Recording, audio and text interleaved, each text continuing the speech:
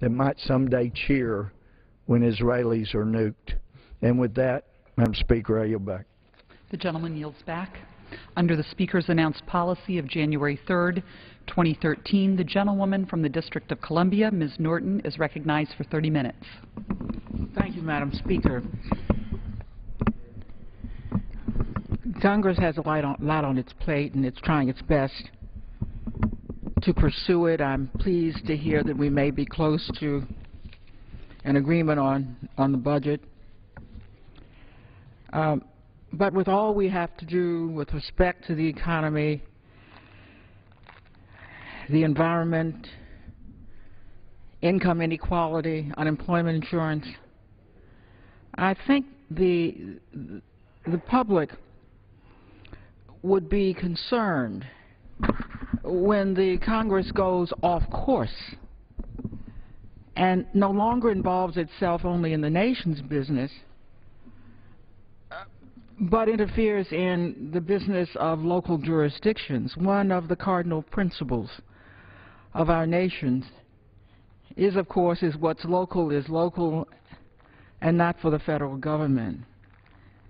This afternoon, I want to speak about 3 issues where the nation has been drawn into local affairs by the Congress, much against the bipartisan principles on both sides of this chamber and the other one as well. One involved the shutdown of a local government. Another involves something perhaps even more sacred, the autonomy every local government demands over its local funds. And only yesterday, the near sacred autonomy over the local laws of a local jurisdiction. Yesterday, there was a hearing. I would not have objected to the hearing. It's about a very controversial subject. I happen to be on the other side of the majority, but it is a subject that divides the nation, and it deserves to be aired. It had to do with what looked to be recodifying and perhaps also adding to many provisions on reproductive choice by members of the majority who oppose abortion in all of its forms, as do many of the American people. Of course, we have a Supreme Court decision that rules on this case. Nevertheless, there continues to be legislation and interest in this issue here. This hearing was a little curious because for the most part, the issues have long been recognized by the Congress in appropriation bills. Nobody even talks about the so-called Hyde Amendment anymore because that has to do with access, federal funds for access to abortion, and that's no longer much contested. There's a so-called Helms Amendment, which denies access to safe abortion care with U.S. paid funds in other parts of the world, codifying that.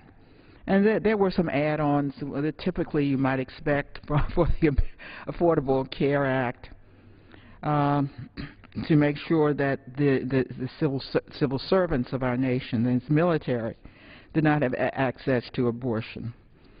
I went to the hearing. Frankly, I found it very interesting. But I don't think you'll read much about this hearing because the press was interested in only, at least as I read this morning, largely interested in only one matter. And that had to do with my request to testify on what was really a minor section of this bill. Very important to us, but very minor in the bill. It's a section that would codify something, again, that the appropriators already do, and that's to keep us from spending our own local funds on abortions for low-income women. Remember, I just said the Hyde Amendment keeps us from spending federal funds. Note that I'm talking about local funds, and in case you think we're an outlier here, 17 states provide local funds for abortions for their poor women because they cannot spend federal funds, and we only want what they have. Those 17 states, by the way, include Alaska, Arizona, and Montana, and I won't go on. But you can see that they may be states of various political views that simply don't want low-income women to be left out of the reproductive choice guaranteed by the Supreme Court's decision regarding abortion. Well, the press was most interested in the fact that Chairman Trent Franks included the D.C. portion in his bill, the portion that says that though there are local funds, $8 billion of it, we're proud to say, raised by local taxpayers, our businesses, our residents, 100% of it local funds, that we and we alone in the United States must accept the dictation from the Congress of the United States about where we may spend our own local funds when some of its members disagree, as I'm sure they would disagree with the 17 states who spend their local funds in the very same way. Well, since my own district was the only district mentioned in the bill, I did what any red-blooded member of Congress would do, and I wrote a respectful letter saying, as a courtesy from one member to another, may I ask to testify for a few minutes with respect to the D.C. provision. I wrote that letter the moment I heard that this matter was to come forward. It was hand-delivered to Chairman Franks' office, and I heard no response. My counsel, Brad Truding, called repeatedly during the day. Frankly, I've never heard a response.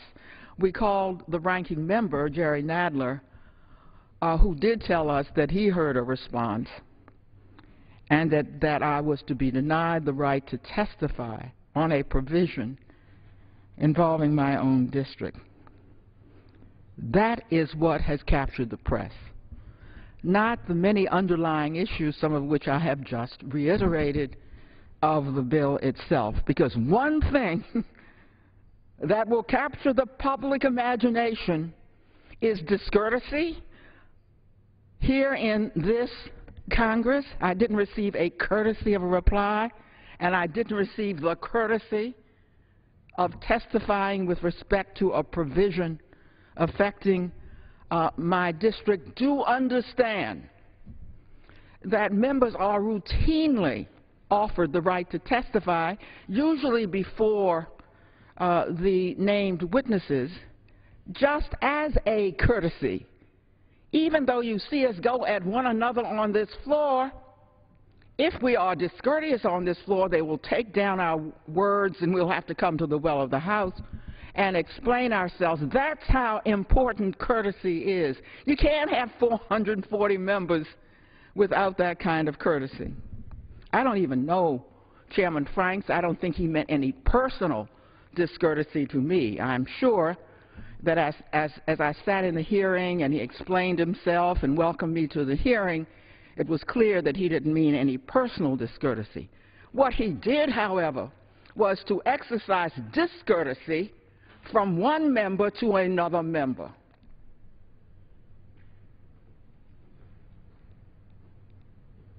And he did so on a matter of some importance.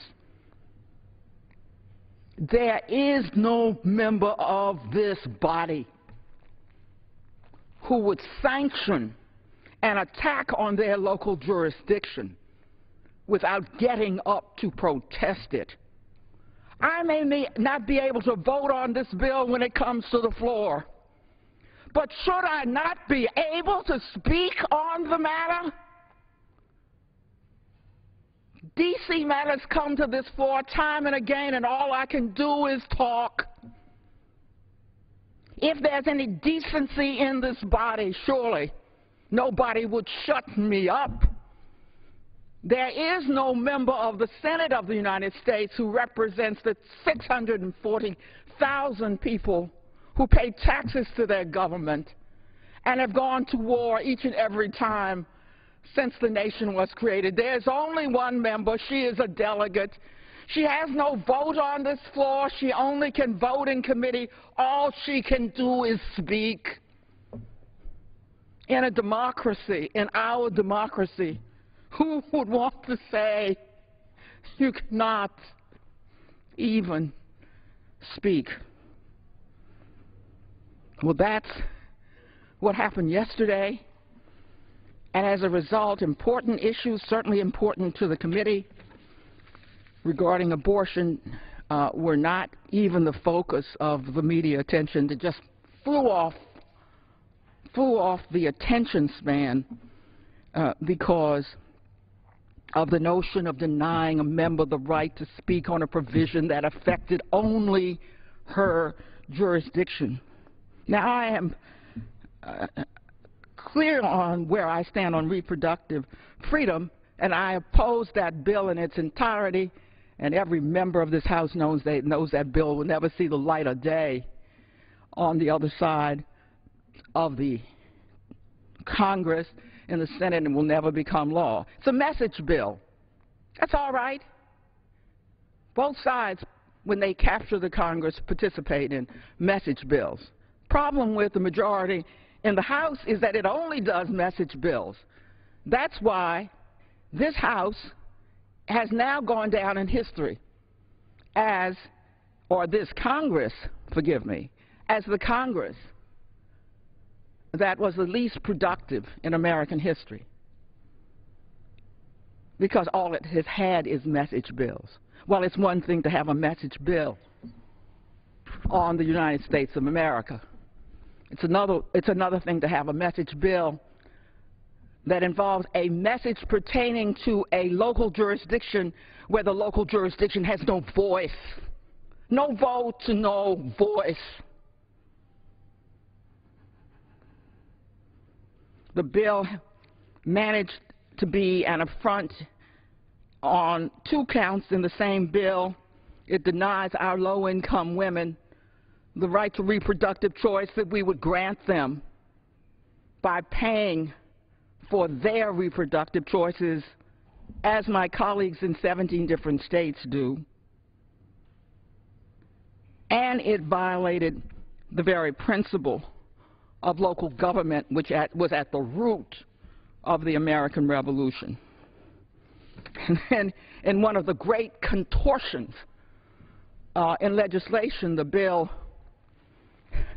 seems to have recognized that you cannot really legislate for a local jurisdiction.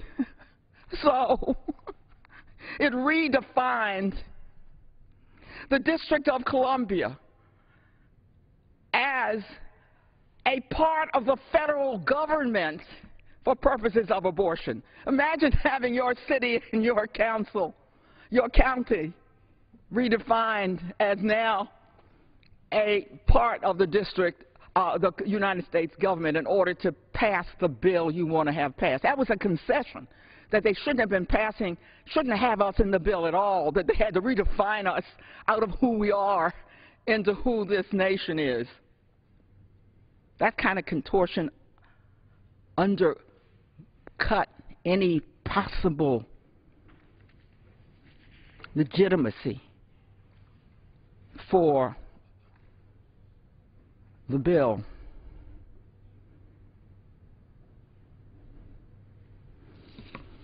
This is the kind of thing that led to the war on women last Congress, and you see what effect that had. So if Republicans want to start out again with the member who cannot fight back in the way they do because she doesn't have a vote on this floor, by denying her even the right to speak on a bill affecting her jurisdiction, go at it. And we will not let it rest.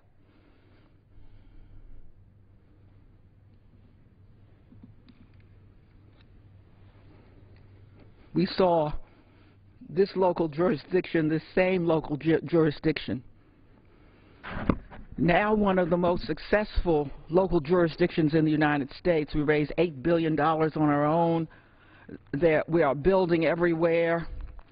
We added 50,000 people in the last census. This jurisdiction faced shutdown in the just passed infamous shutdown of the federal government. Well, the public will say that can't be. They shut down the federal government. Well, as a matter of fact, the Congress makes the District of Columbia bring its $8 billion budget right here, signing off on it before we can spend our own local funds. You are hearing the very definition of autocracy, not democracy.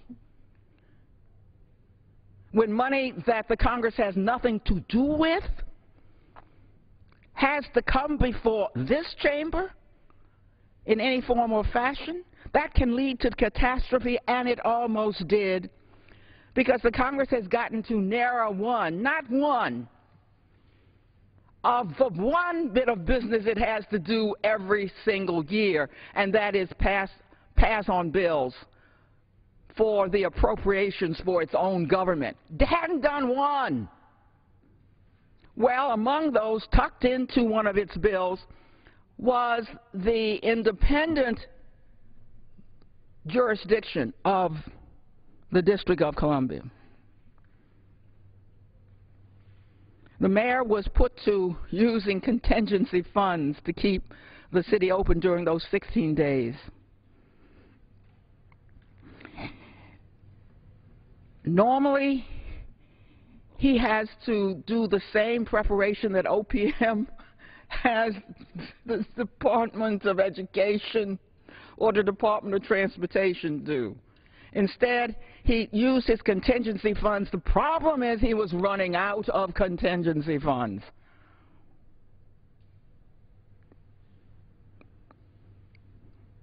There were members of this body that helped me. Finally, in negotiations with the administration, with our Republican colleagues, and of course with the Democrats in the Senate, I thank Chairman Darrell Issa, who chairs the Government Reform Committee with jurisdiction, among other things, over the District of Columbia. I thank Eric Cantor, a member of this regional delegation, for his efforts as well. There were just as many Republicans and Democrats in the Senate who were helpful, and others whom I have not named who were helpful here.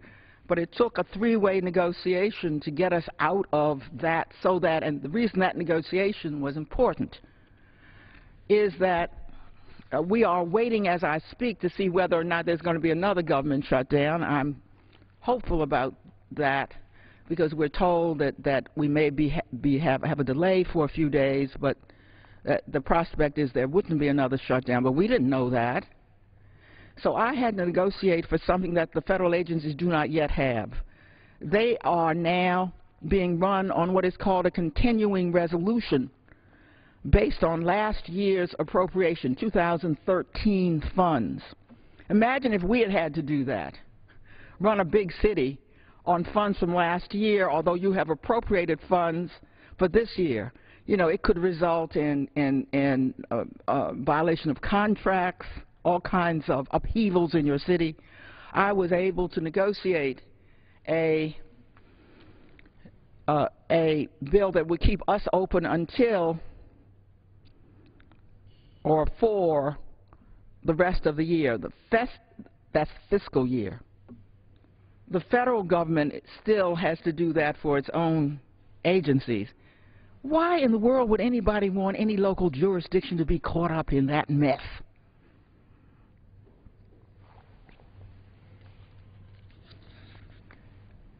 Fortunately, there is no disagreement on this. I don't want to leave the impression that this is a matter of great contention.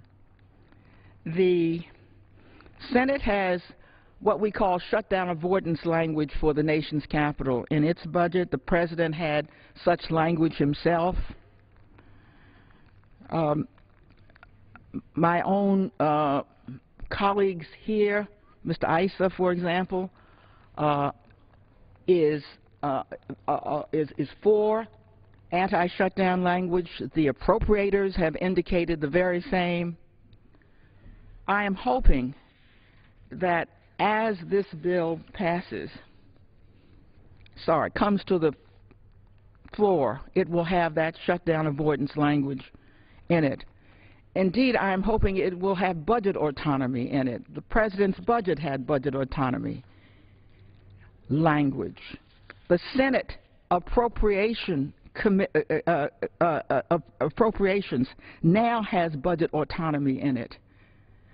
Hasn't the time come to say to the nation's capital, the residents who raise their own money here in the District of Columbia, that if you raise it, you can spend it, and we do not have to be a pass-through for you? Isn't it time to say that, at least because Wall Street charges us a penalty? Because after we've passed our own balanced budget, we have to come to the Congress which passes no balanced budgets. So we have to pay for that. Anytime somebody else has to look at your budget, there is an additional layer, and you pay for a layer that should not be there and is not there for any other jurisdiction. If all of this seems strange and against the American tradition, imagine legislative language coming here. That one is Kafkaesque in the extreme. The District of Columbia passes a bill. It's supposed to lay over here for 30 legislative days, sometimes 60 if it's criminal matters. Except our legislative days are far and in between. So bills have to lay over here long past the 30-day period, sometimes, usually for at least three calendar months. Now, you're running a big city.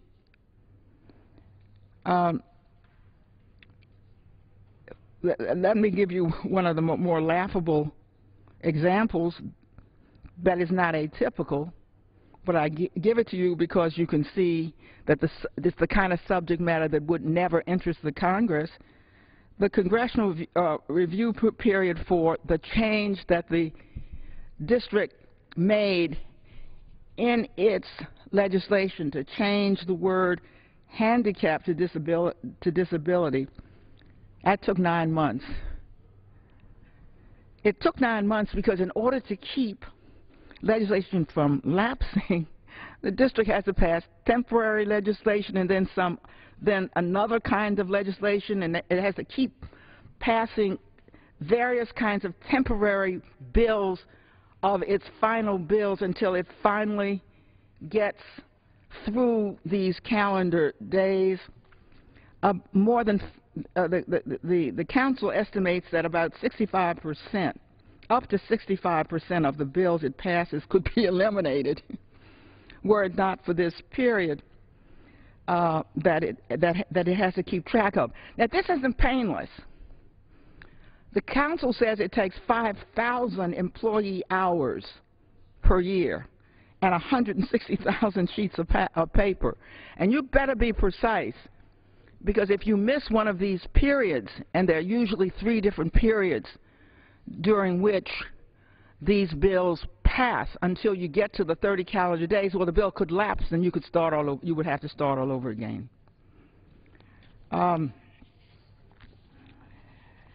That would be bad enough if Congress had a reason for requiring these bills to come here. Congress never looks at these bills.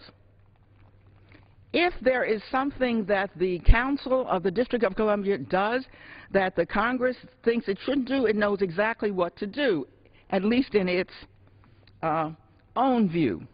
Why bother with introducing a bill here, having it come to the floor, doing the same thing in the Congress? Why not simply try to attach it to something else?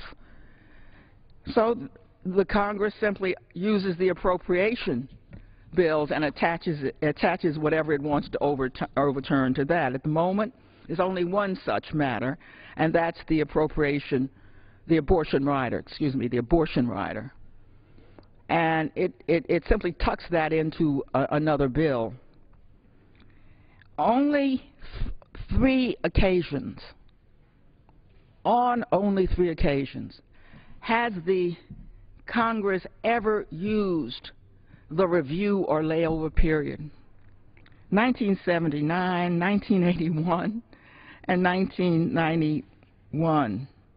And 2 of those directly involve federal interests, so Congress was within its rights. In fact, if the truth be told, all 3 of them did. And the district was not trying to defy the federal government. In fact, I would have been with the Congress on this because federal interests were involved.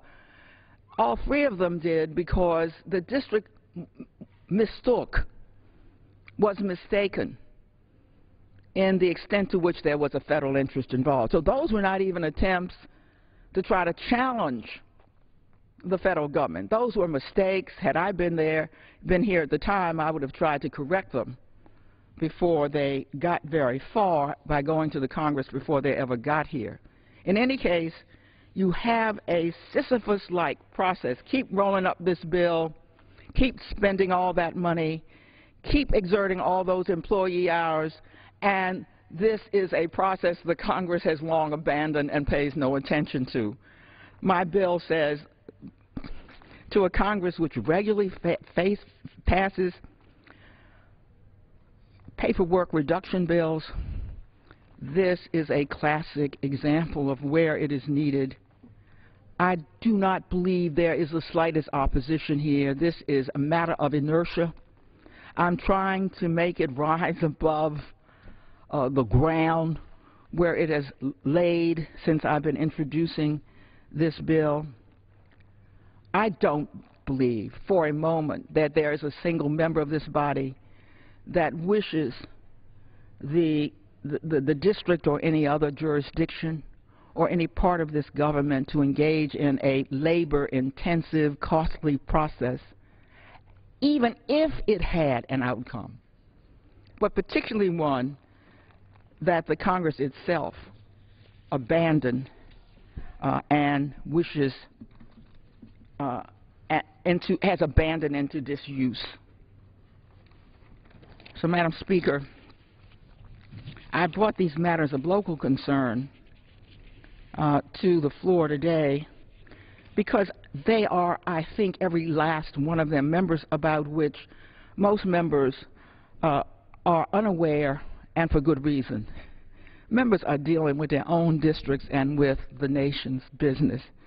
They really don't have any reason to care about whether or not the district spends its local money one way or the other, about what laws it's passed, and if it's shut down. Only 3 out of 4,500. It has abandoned one of these processes altogether. The district has a budget autonomy referendum that has passed the House and that technically is law. It is in some danger, so I'm trying still to get budget autonomy through and to have the President and the Senate. And I cannot believe that with many conservative members of this House who believe in local matters for local folks, that I would not have support here. I recognize that abortion is a controversial issue, and I have the deepest respect for those who disagree with me on that issue, but I think most members would agree that that is a matter for local jurisdictions to decide. Wherever we stand on the nation's business, we are at one on local principles. Local matters are for local jurisdictions. That cannot be your principle for every jurisdiction in the United States except the District of Columbia. And the matter of democracy, which we have tried to spread throughout the world, cannot be a matter for every nation on the face of this earth except the nation's capital. I thank you, Madam Speaker, and I yield back. The gentlelady yields back. Does the gentlelady have a motion to adjourn? I do hereby move that the House adjourn. The question is on the motion to adjourn. Those in favor say aye. Those opposed, no. The ayes have it. The motion is adopted. Accordingly, the House stands adjourned until noon on Monday. Next, for morning hour debate. By a vote of 291 to 122, the House today passed a bill requiring the Health and Human Services Department to notify people when their personal information is stolen from health care exchanges. Meanwhile, the Washington Post reported today the Obama administration has decided to jettison CGI Federal, the main IT contractor responsible for building the health insurance marketplace. The Post writes federal health officials are preparing to sign a 12-month contract worth roughly $90 million, probably early next week, with a different company, Accenture, after concluding that CGI has not been effective enough in fixing the intricate computer system underpinning the federal website healthcare.gov. That's from the Washington Post. When the House returns next week, members are going to debate a temporary spending bill because a measure covering federal spending for the rest of the budget year isn't ready. Current spending authority runs out Wednesday, January 15th. The House returns on Monday. Follow live coverage here on C-SPAN. The deadline's approaching for C-SPAN.